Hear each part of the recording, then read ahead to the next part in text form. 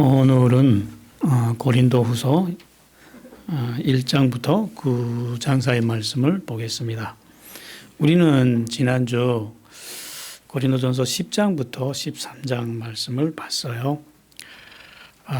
이 편지를 통해서 바울 사도는 거짓 사도와 참 목자가 어떻게 다른지를 조목조목 가르쳐 줬어요. 이 가르침을 통해서 우리는 오늘날도 어떤 영적 지도자를 따라가야 되고 어떤 영적 지도자는 따라가지 말아야 되는지를 좀 더 선명하게 알게 됐습니다. 그리고 1장부터 9장 사이 말씀을 그 후에 기록한 편지로 봅니다.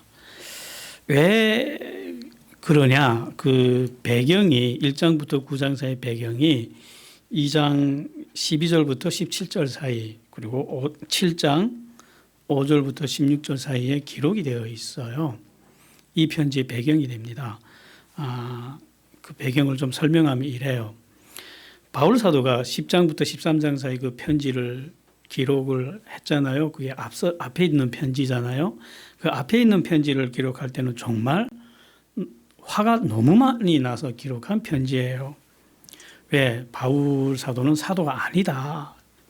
비하를 했잖아요. 그것 때문에 화가 많이 나서 좀 욕을 많이 하면서 편지를 썼어요. 그래서 감정적으로 막 쓰다 보니까 편지가 좀 굉장히 거칠어요. 우리가 봤죠? 굉장히 욕이 많잖아요. 그러면 이 편지가 지금 분위기 안 좋은데 그 고린도 교회 성도님들한테 가면 점잖게 부드럽게 쓴 편지도 안 듣는데 이렇게 험하게 쓴 편지를 보고 이 사람들이 어떻게 판단할지 너무 또 분명하잖아요. 또 이 사도란 사람이 이렇게 막 혈기를 부리면서 썼다고 비방할 게 너무 뻔하잖아요. 그래서 고민을 하다가 디도를 부릅니다. 바울 사도의 제자 디도를 불러가지고 아무래도 안 되겠다. 네가 고린도로 가라. 그래요. 그러니까 디도가 아니 금방 사람 편지 줘서 보내지 않았습니까? 내가 왜 또 가야 됩니까? 하니까 내가 편지에서 좀 험한 말 많이 했다. 욕 좀 많이 했으니까 저 사람이 안 들을 것 같다. 그러니까 디도 입장에서는 아니 그런 사람들 욕 먹어야죠. 잘했습니다. 그러면서 저 안 가도 됩니다. 하니까 아니다. 네가 가야 된다. 하고 디도는 안 가려고 우겨요. 그래서 바울 사도가 이 디도를 보내기 위해서 일을 만들어요. 무슨 일을 만드냐면요. 꼭 고린도만 가라는 게 아니고 우리가 이때까지 돌아다니면서 교회들을 많이 만들었잖아요. 그래서 그 교회들을 한 바퀴 쭉 순회하면서 그 교회들이 지금 어떻게 지내는지 돌아보고 나한테 보고를 해라 하고 순회 전도를 보내요. 그러면서 고린도 가서 한번 상황을 살펴보고 데살로니아에 가서도 보고 거기도 교회에 있으니까 마케도니아에도 가보고 드로아에도 가보고 이렇게 한 바퀴 삥 돌고 나한테 와라. 이러니까 디도가 그러면 가죠 하고 일종의 순회 시찰 비슷하게 길을 떠납니다.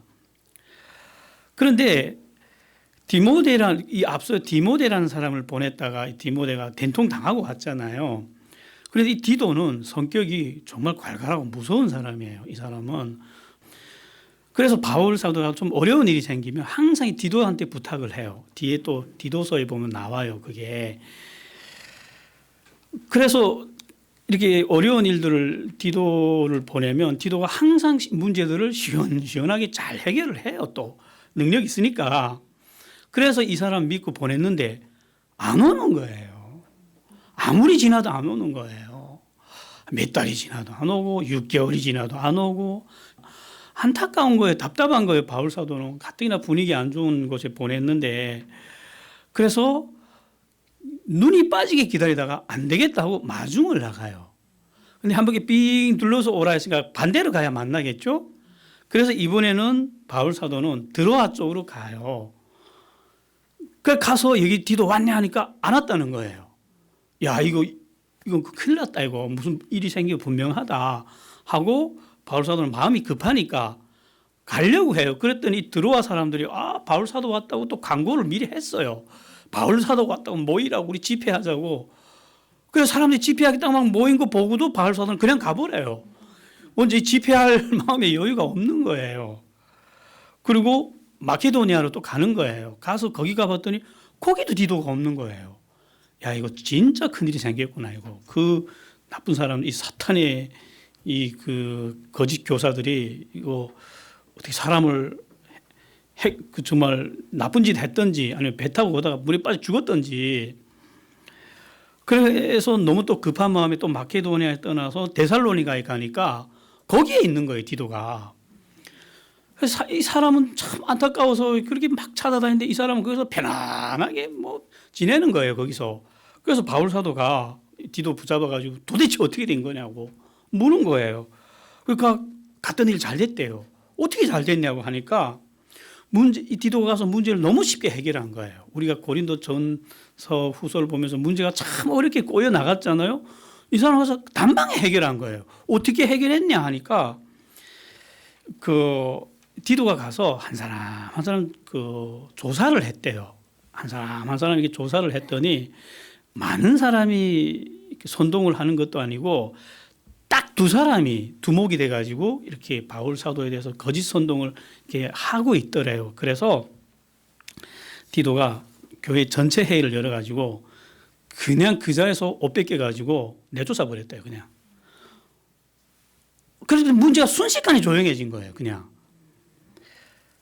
그러니까 여태까지 고린도 성도들의 입장에서는 바울 사도가 와서 교회를 개척할 때 너무 부드럽게 했어요. 그러니까 사람이 뭐 능력이 없어서 부드럽게 한다 이렇게 생각을 했거든요.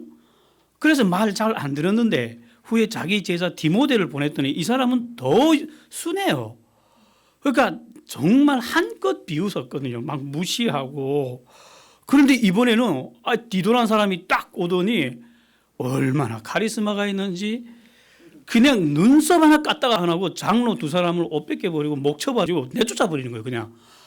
그러니까 이 말썽 일으키던 사람들이 그냥 벌벌 떠는 거예요. 디도 앞에서. 그러니까 이 고린도의 나머지 성도들은 너무 디도가 너무 좋은 거예요. 이 사람이. 와서 순식간에 교회 문제 깨끗이 조용하게 다 해결해 버리니까. 그러니까 야, 저런 사람이 우리 교회 목사 됐으면 너무 좋겠다. 그래가지고 붙잡아 버린 거예요. 이 디도를. 가지 말라고.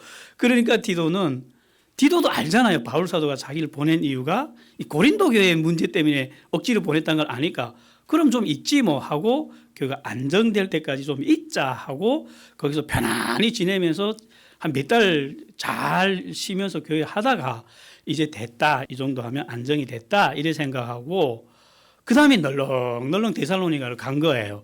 거기서 바울 사도를 만난 거예요. 야, 바울 사도 말 들어보니까 너무 기분이 좋은 거예요.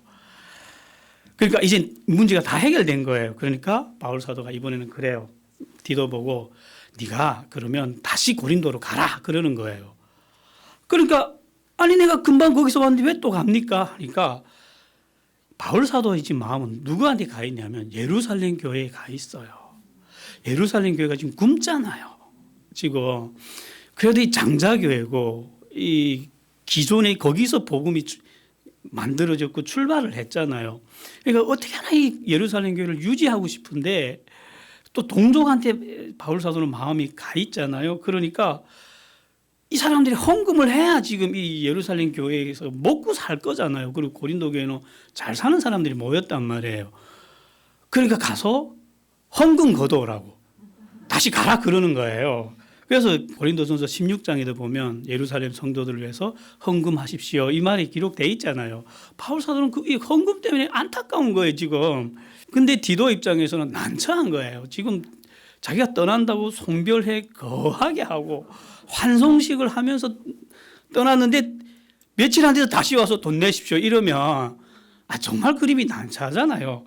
그러니까 디도 입장이 난처하니까 좀 다른 사람 보내라고. 그러니까 바울 사도한테는 급하니까 디도 입장 같은 건 안 보이는 거예요. 네가 가라. 왜 꼭 내가 가야 됩니까? 네 말 듣잖아. 다른 사람 말 안 듣잖아. 그러니까 네가 가야 된다 하니까 그러니까 디도가 정말 힘들어합니다. 그러니까 바울 사도가 또 편지를 써주는 거예요. 그렇게 쓴 편지가 1장부터 구장사의 편지예요. 나는 지금 바울 사도는 에베소로 고린도로 못 갑니다. 왜 못 가죠? 이거 알아야죠. 몇 번 가르쳤는데. 지금 에베소 때문에 에베소가 지금 도시가 막 뒤집어지고 있잖아요. 그 두란노 서원에서 막 신학생들을 양성을 하려고 막 커리큘럼이 짜져가지고 몸을 못 빼는 형편이란 말이에요. 지금 그거 도중에 나와버리면 다 엉망이 되잖아요. 그러니까 몸을 못 빼는 거예요. 그러니까 나는 에베소 가서 하던 일 수습하고 마무리하고 얼른 뒤따라서 고린도로 갈게 해. 그러니까 네가 고린도로 가라. 거기 가서 우리 다시 만나자 하고 디도를 다시 보냅니다. 그러면서 편지를 썼는데 이 편지 내용이 뭐냐. 지난번에는 좀 감정이 격해가지고 욕을 많이 해서 썼잖아요. 그래서 네, 좀 미안하다 하고 사과하는 편지를 좀 쓰는 거예요. 내가 지금 디도를 만났는데 그 드로아에서 이렇게 돼서 드로아에서 거쳐서 갔다가 마케도니아 갔다가 없었다가 데살로니가 가서 디도를 만났더니 문제가 다 좋게 해결됐다더라. 그래서 난 너무 기쁘다. 뭐 이런 내용을 쓴 거예요. 그러면서 너희가 이번에 그 교회가 굉장히 크게 혼란스러웠잖아요. 그 혼란 때문에 근심을 했지만 결국은 다 정리됐고 그러면서 고린도 교회 성도들이 이 혼란 때문에 정말 끔찍한 정신적 육체적 고통을 겪어요.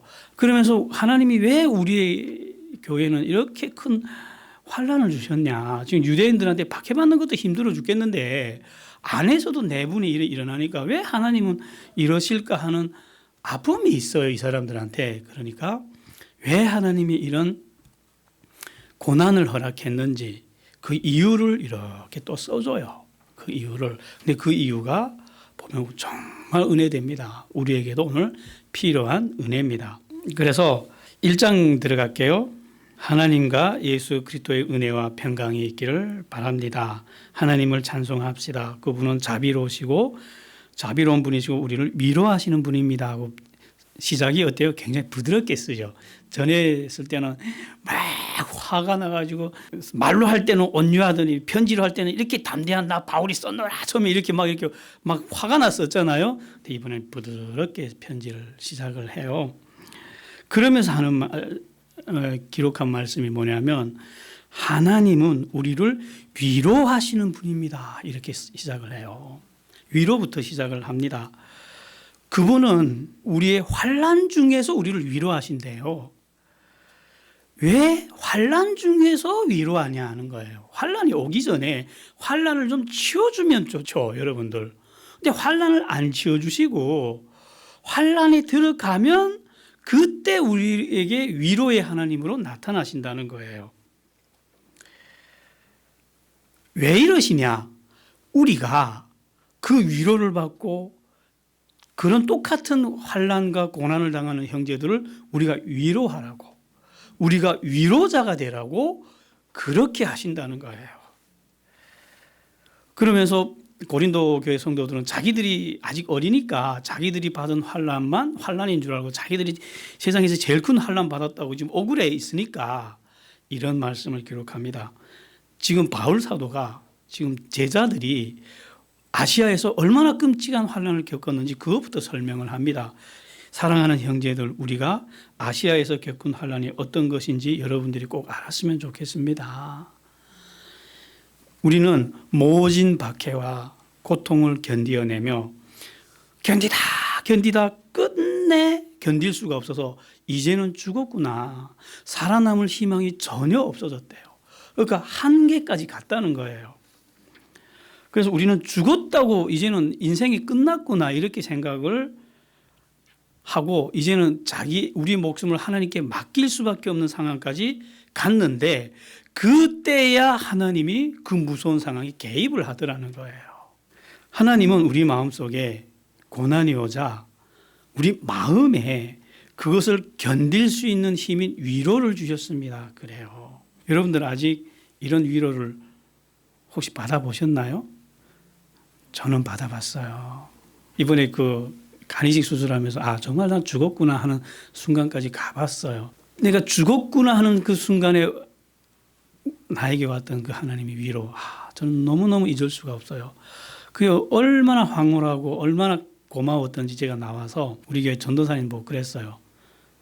너도 간이식 수술 하라고. 좋다고. 간이식 수술은 아픈데 그 뒤에 오는 하나님의 위로가 모든 걸 덮고도 남을 정도로 크고 좋다고. 제가 눈물 흘리며 그에게 한번 간증을 했던 적이 있어요. 바울 사도도 그걸 경험을 한 거예요. 하나님의 위로가 정말 큽니다. 그리고 그 위로 때문에 그 고난을 이겨냈고 그거 일어서서 나갈 수 있는 용기와 지혜도 줬다고. 그렇게 해서 그 연약했던 나를, 완전히 죽었다고 생각했던 나를 다시 하나님이 들어서 하나님이 도구로 삼아서 내가 약할 때 그는 강함이 됐다고. 이거 신비죠. 야, 다 죽었다고 생각하는 사람이 다시 일어나서 인간이 할 수 없는 일들을 해내는 거. 그래서 우리가 그리스도를 위해서 고난을 당하면 당할수록 하나님으로부터 받는 위로가 그만큼 넘친대요. 그러면 자, 고난 안 받고 위로 안 받는 게 좋습니까? 아니면 고난 받고 위로 받는 게 좋습니까? 좀 어렵죠. 제가 집사람한테 다 끝난다고 물어봤어요. 우리가 이 깊은 고난에 들어갔다 나왔는데 이 고난 간이식 수술 안 받고 이런 위로 안 받는 게 좋아? 아니면 간이식 수술 받고 이 위로 받는 게 좋아? 하니까 지금도 후회 안 한대요. 그 간을 떼어주면서 받았던 고통, 그것 때문에 받는 영적 은혜가 너무 크다는 걸 아니까, 그 축복이 너무 크니까 이건 축복이었어. 같이 공감을 해요. 야, 그러면서 고난은 축복이었구나. 그래서 여러분들 고난이 오면 어떻게 해야 되죠? 도망가지 마세요. 그 뒤에 있는 하나님의 위로를 기대해도 됩니다. 그분을 만나려고 우리는 고난 속에서 뚜벅뚜벅 걸어가는 거예요. 그래서 하나님이 이런 것들을 우리에게 주시는 이유가 있대요. 그건 우리와 같이 다른 사람들에게 위로와 격려를 베풀기 위해서 그런 위로를 준대요. 아파본 사람이 아픈 사람을 이해할 수 있잖아요. 그를 위로할 수 있잖아요. 우리가 큰 환난을 당하고 또 위로를 받는 것은 여러분들이 우리와 같은 환난을 당할 때 하나님의 위로가 얼마나 풍성한지를 기억하게 하고 그 환난을 견뎌 나갈 수 있는 힘을 주시려는 것입니다. 그러면요, 여러분들 이렇게 생각합시다. 환난 자체를 안 주면 안 돼요? 그럼 위로도 줄 필요도 없고, 그래, 제가 억울했다는 게 그거예요. 병원에 들어가서. 그냥 말씀으로 고쳐달라고요, 이거. 그냥 뚝딱 기적으로 고쳐주면 나 수술도 안 하고 돈도 안 들고 얼마 좋습니까? 근데 그걸 안 하고 왜 이렇게 아프게 꼭 힘든 방법으로 일을 하십니까? 그게 저는 너무 이해가 안 됐거든요. 천국으로 가는 길은요, 여러분 쉽지 않아요. 주님도 이 길을 보고 좁고 험한 길이라 그래요. 주님이 좁고 험한 길이라면 그건 정말 쉬운 길이 아닙니다. 고난이 오고요, 환난이 오고 유혹이 오고 미혹이 옵니다. 그거 견디어나고 뚫고 나가려면 우리는 강해져야 돼요. 강해지지 않고는 그걸 절대로 뚫고 나갈 수 없습니다. 그래서 초대교회 모든 교회들은 예수 믿자마자 극심한 환난 속에 처하게 됩니다. 하나님이 허락을 하신 거예요. 그러면 그 속에서 그들을 강하게 일으키는데 얼마나 강하게 일으켰는지 우리는 그걸 요한 계시록에 가서 보면 알아요. 상상할 수 없는 로마의 박해를 그들은 버텨내고 이겨냅니다. 이 수십 년의 하나님의 위로와 용기와 지혜 때문에 그들이 탄탄해졌기 때문에 그 고난을 이겨낼 수 있었던 거죠. 그래서 이렇게 위로를 합니다. 어떻게 위로가 되죠, 여러분들? 우리가 지금 코로나로 인해서 지금 교회도 나오고 싶어도 나오지 못하고 집에서 지금 예배 드리는 사람들이 어렵다는 거 압니다. 그리고 직장도 없어지고 그래서 벌이도 마땅치 않아서 어렵다는 거 압니다. 예수 믿었는데 왜 이러냐고. 예수 믿었기 때문에 이렇습니다, 여러분들. 예수 믿자마자 형통이 오는 거 절대로 아니에요. 그러나 우리가 신앙 때문에 이런 어려움이 오면 이제부터는 어떻게 하라고요? 기뻐하십시오. 왜 그 뒤에는 세상 사람들은 고난 속에 좌절과 절망밖에 없겠지만 우리는 그 뒤에 뭐가 있다고요? 하나님의 위로와 축복이 있다는 거예요. 그 고린도전서 16장 5절에 보면 바울 사도가 이런 말씀을 한 적이 있어요. 내가 이제 마케도니아 갔다가 지나가면서 너희 고린도 교회에 들리겠다. 내가 가겠다. 이렇게 기록을 한 적이 제가 얼핏 말씀드렸죠. 이것 때문에 사달이 난 거예요. 성도들이 바울 사도가 온다니까 기다린 거예요. 근데 안 왔잖아요. 그러니까 아니 무슨 사도라는 사람이 약속을 하고 지키지도 않냐고, 무슨 성령이 사람이 이 모양이냐고 그 비방을 하기 시작했어요. 그래서 바울 사도가 자기가 왜 못 갔는지 기록을 하기 시작해요. 내가 사실 마케도니아로 갔다가 도중에 고린도로 들려서 여러분들을 만나려고 했습니다.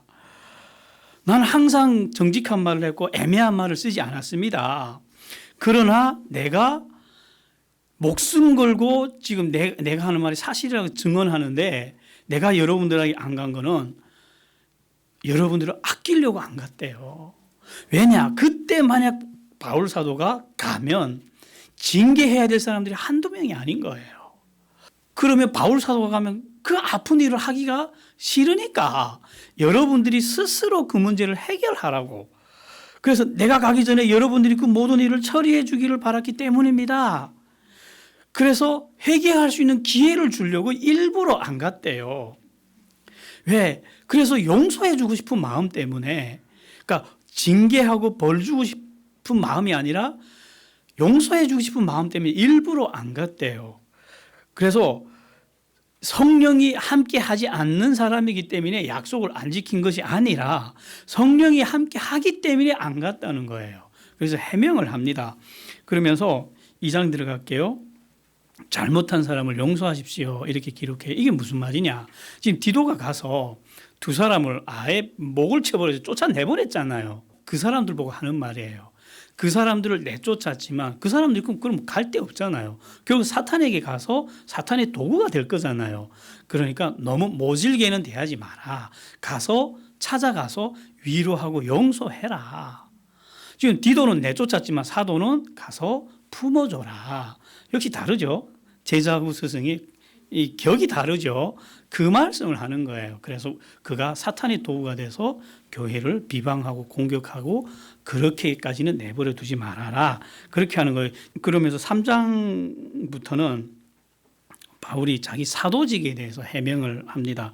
당시 거짓 교사들은 바울 사도가 이렇게 비방을 했어요. 자기들은 예루살렘에 추천서를 들고 왔다는 거예요. 근데 바울 사도에게는 예루살렘에 추천서가 없지 않느냐? 이거 가지고 비방을 했어요. 실제 이것 때문에 고린도 교회 성도들도 바울 사도를 많이 불신하게 됐어요. 실제 추천서 없어요. 바울 사도한테. 가서 가져올 수도 없어요. 왜냐? 추천해 준 일이 없거든요. 어떻게 해요? 그 바울 사도를 누가 보냈죠?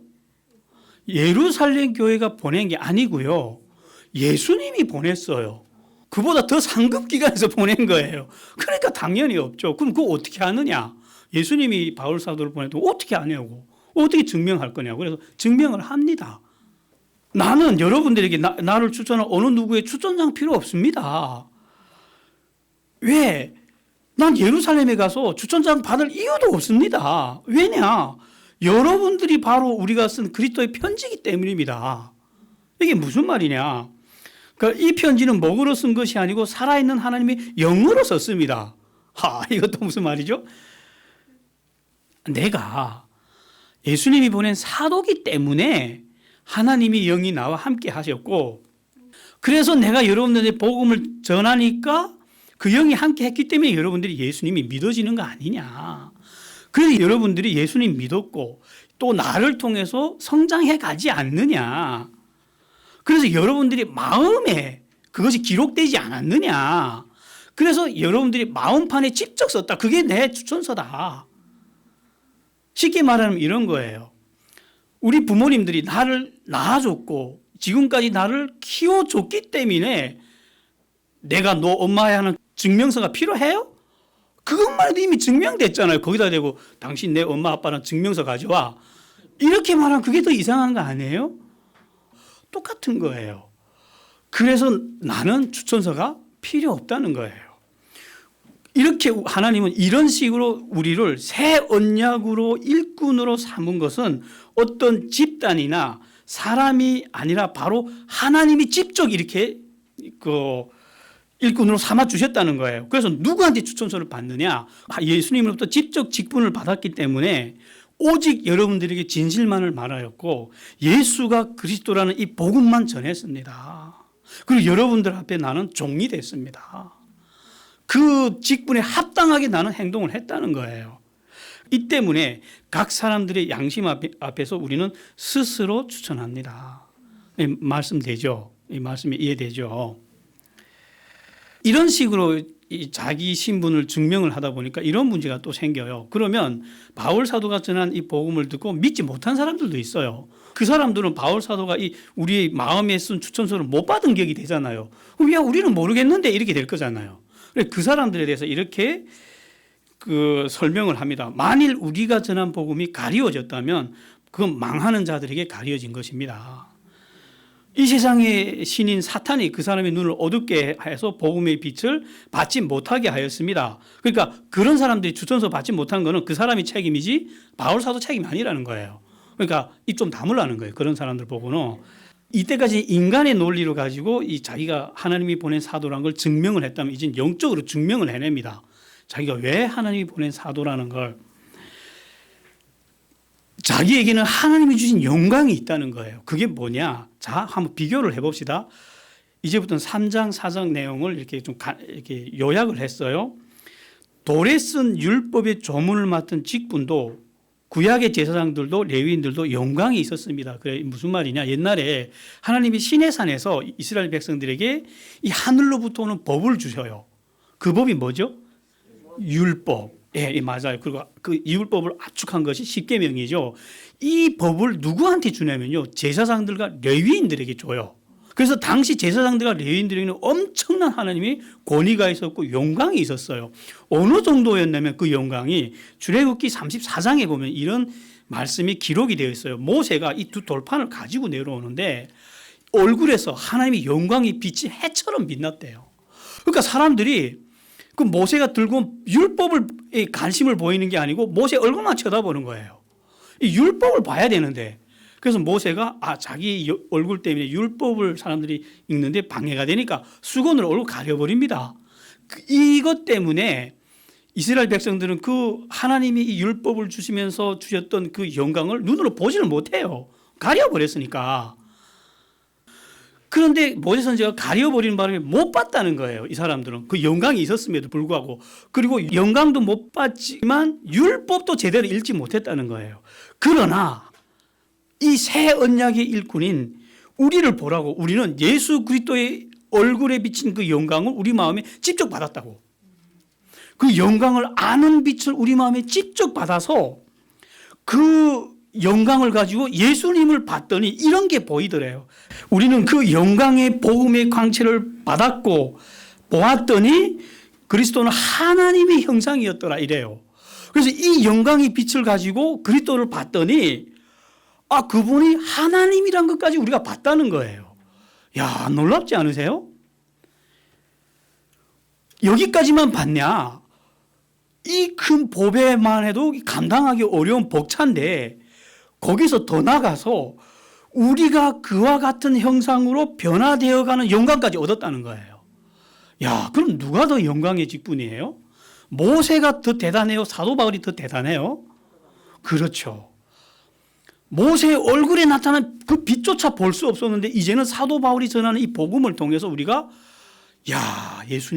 예수님을 봤더니 예수님은 하나님이라는 것까지 보완했고 우리도 예수님처럼 그렇게 부활의 몸을 입어서 저런 영광의 몸이 된다는 그것까지도 다 받았다는 거예요. 감당할 수 있습니까, 여러분들 이거?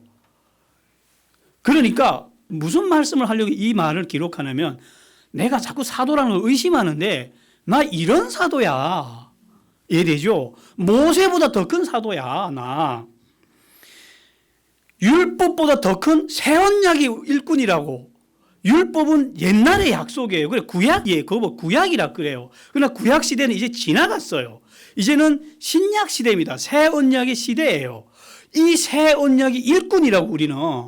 모세가 전한 율법 가지고는 사람들이 오히려 하나님으로부터 더 멀어졌지만 우리가 전한 이 복음을 통해서는 그리스도를 통해서 하나님까지 우리가 보지 않았냐고. 왜 이걸 2000년이 지난 우리에게까지 전하냐면 바울 사도를 통해서 전달된 우리에게 이 말씀들이 결국 누구의 말씀이죠? 그러면 하나님의 말씀이라는 거예요. 이거. 그러니까 우리가 이제는 의심 없이 흔들림 없이 그대로 꿀떡꿀떡 삼켜도 이제는 된다는 거예요. 이게 정말 하나님의 말씀 맞냐 아니냐 고민할 이유가 없다는 거죠. 지금 내 마음속에는 이런 영광의 빛, 이 신비로운 빛이 임했는데 놀랍게도 하나님은 이 신기한 빛을 바울이라는 나 이 연약한 질그릇이라는 몸 안에 담아주셨대요. 왜 그랬냐? 왜 이 연약한 질그릇에 담아주셨냐? 왜 자기 보고 연약하다 그러냐면 바울서가 병이 있잖아요. 병이 많아요. 그래서 맨날 아파.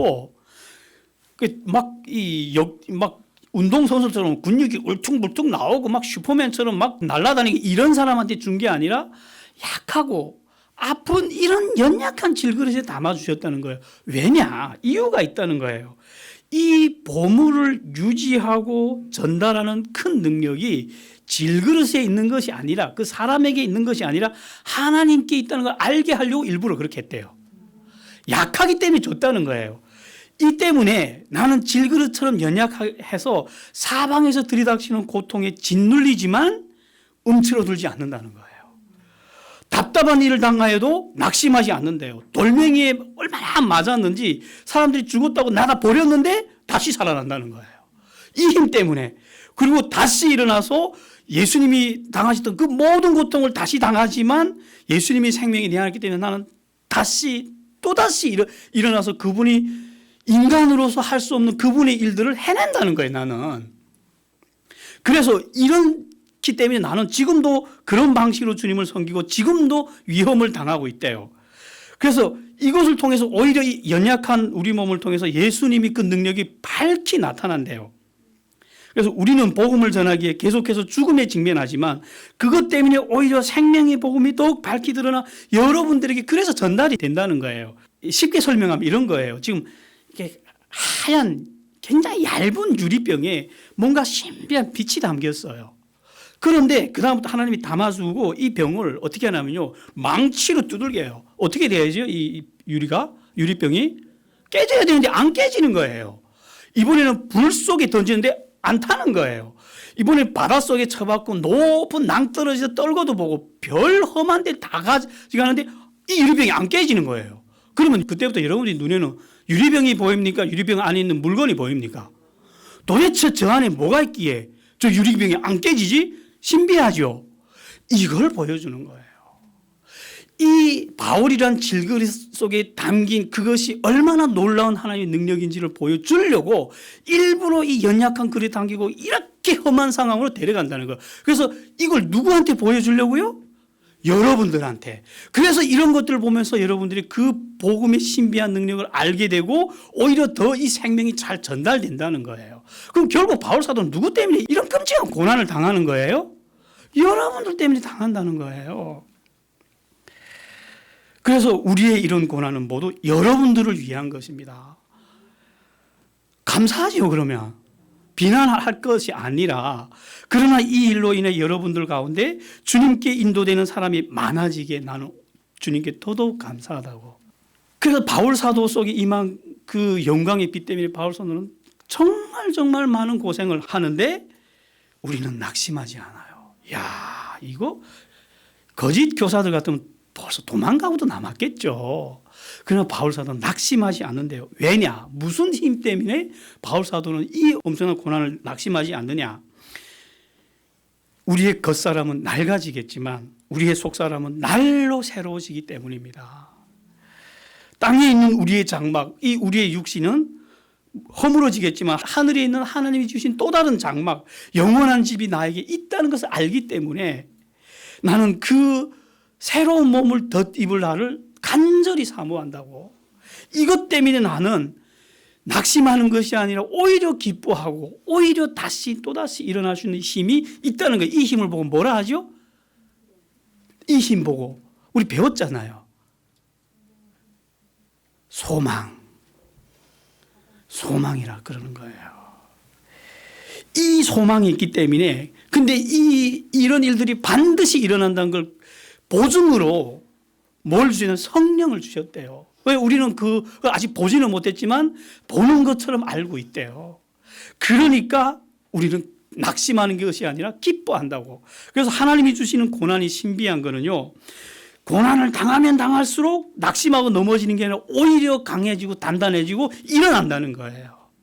그러니까 세상이 주는 평안과 안정 속에서는 이런 보물이 안 보입니다. 그 세상이 주는 고난 속에는 오히려 사람이 허물어지기만 해요. 그래서 우리는 이 때문에 항상 담대할 수 있습니다. 그래서 솔직히 우리가 원하는 건 몸을 떠나서 주님께로 가는 거라고. 거기 가면 더 좋다는 거 아니까. 그러나 육신으로 살든지 주를 떠나든지 기쁘시게 하는 자가 되기 위해서 우리가 당신들을 위해서 이 땅에 남아있는다는 거예요. 그래서 누군가가 와서 자기들을 죽이면 사실 더 좋겠다는 거예요.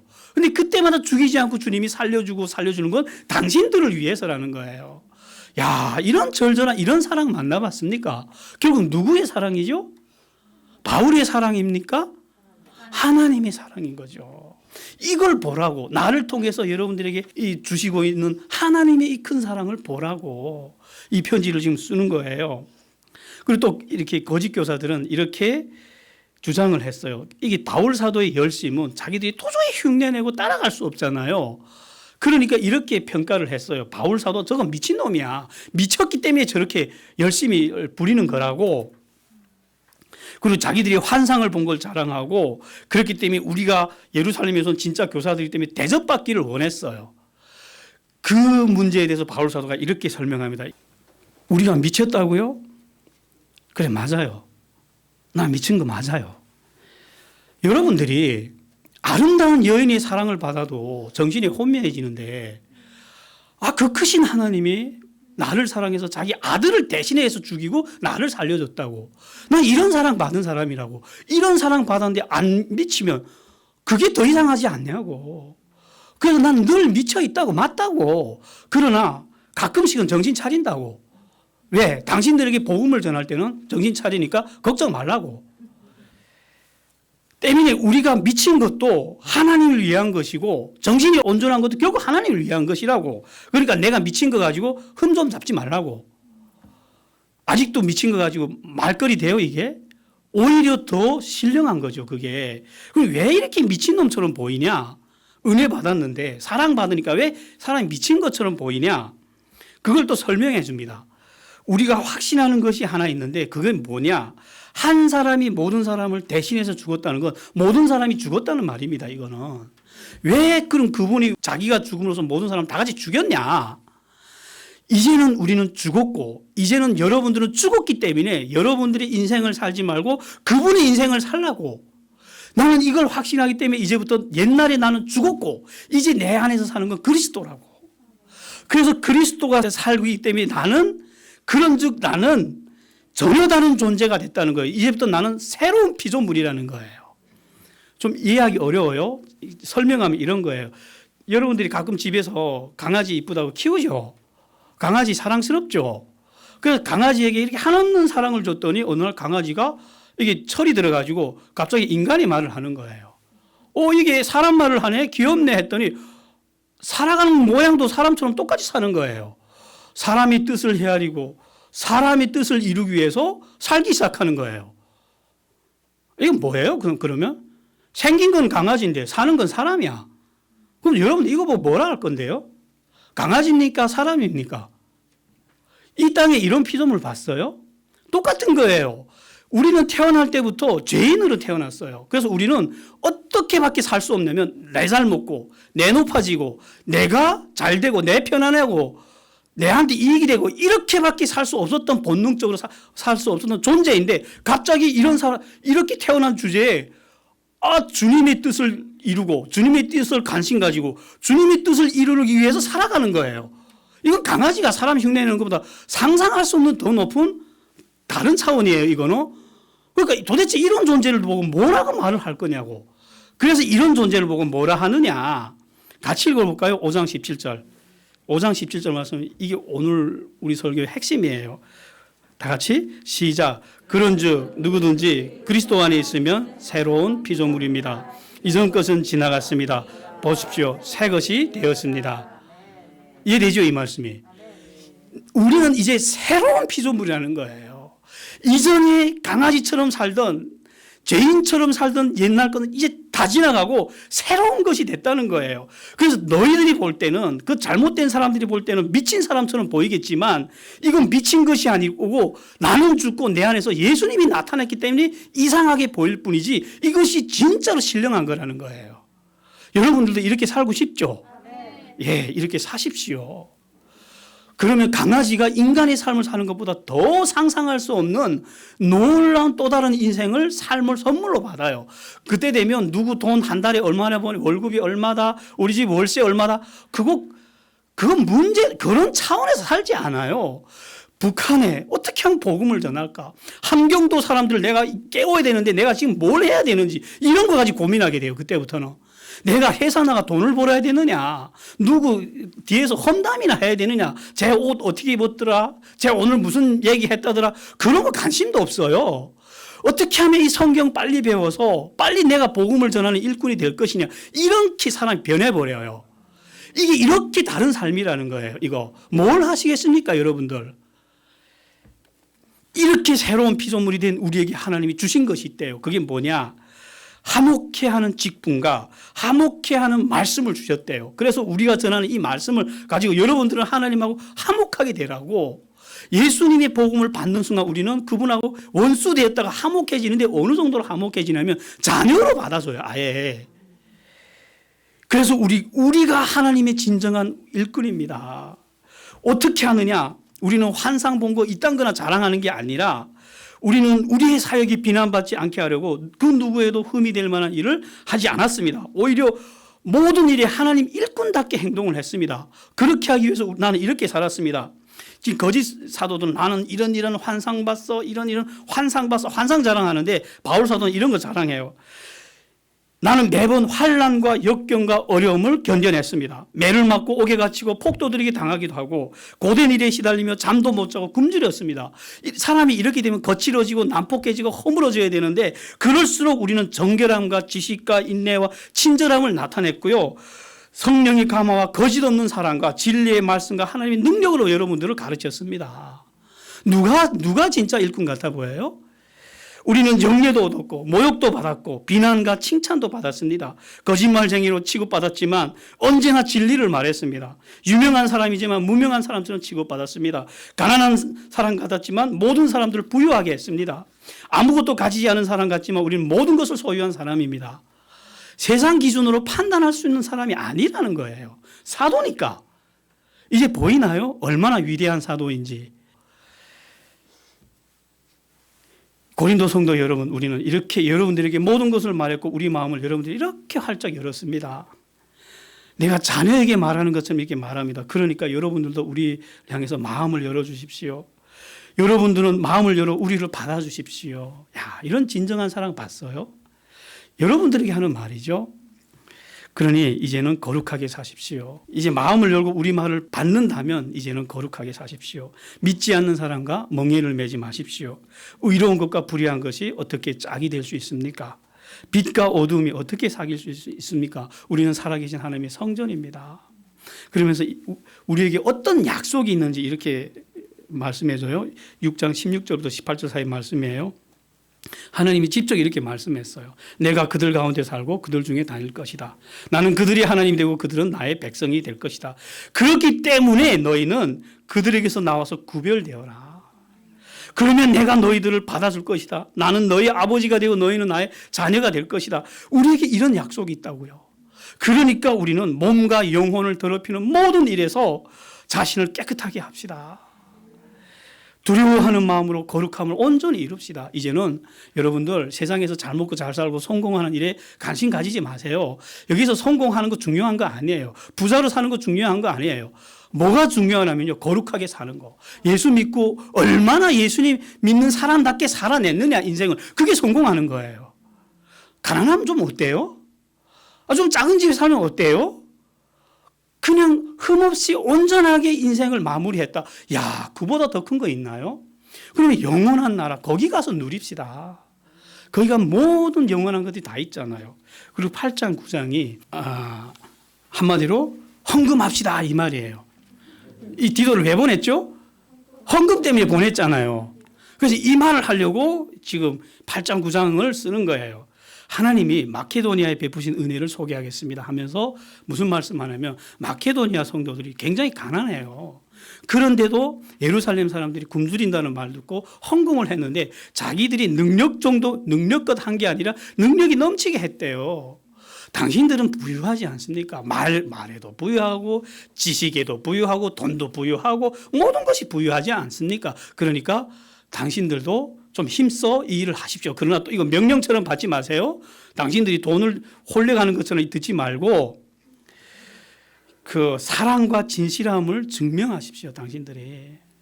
그러면서 9장 마지막까지 쭉 헌금을 합시다. 헌금을 어떻게 해야 되는지 쭉 기록합니다. 그래서 이 말씀만 보면 핵심이 될 거예요. 그 9장 7절 말씀 우리 같이 읽어볼까요? 9장 7절 말씀 고린도서 헌금을 어떻게 해야 되느냐 이 말씀을 하거든요. 다 같이 시작.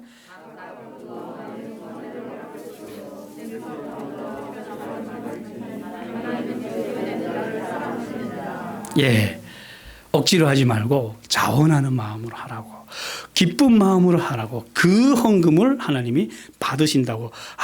속에서 아까운데 내기 싫은데 서로 눈치 보고 명예 때문에 내는 하나님 안 받으신다고.